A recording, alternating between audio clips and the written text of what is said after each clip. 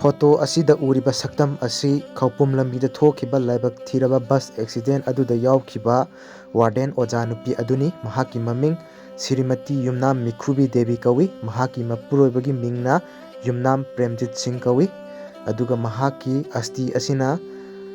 दिसंबर की तांग कुन मंगा नोंमाइजिंग नुमिता पांगथोकलगा सोरात शारदा असिना लाक्लिबा जनवरी की तांग अहुम लेबापोपा नुमित असिदा पांगथोकलगनी मखोइगी लाइफम असिना यारिपोप टॉप चिंथा माइबम लैरक्तगिनी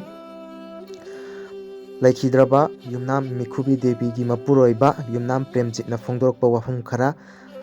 मयामदा तमजगे युम पांद्रिंगैदा वाकिंग रेस की नेशनल प्लेयर युम पालबा मतुंग थंबालनु हायर सेकेंडरी स्कूल की वार्डन ओइजरकपनी मपुरोइबा ऐहाकना चौकीदार ओइजै एक्सकर्सन चलमदाइदा मचानुपा अतोंबदा असुमना हाइरमी अइदी हलकअरोइ अइना हलक्त्रसु नखोइदी अफबा मी ओइरउ मिथोइ मिहेनबा ओइरउ हाइना हाइरगा मकोकता नांथबिरमी थोंगानदा फंबा क्वा दुकानदा ngasi चारिबा क्वा असिना अरोइबनी हाइरमी मपुरोइबा ऐहाकना स्कूल की एक्सकर्सन चटपदा लंबी की फिबम खंगदना अरापा मफम चटपसी याजनिंगदे हाइना फोंदोखी लोइनना गाड़ी की फिबम खंगबिरगा अरापा अमदी अनकपा प्लान तौबिरमलबदी पुनमकी ओइनसु याइफरंगदबनी हाइना मपुरोइबना पेंदना फोंदोरई लोइसलकपदा युमनाम मिखुबी देवीना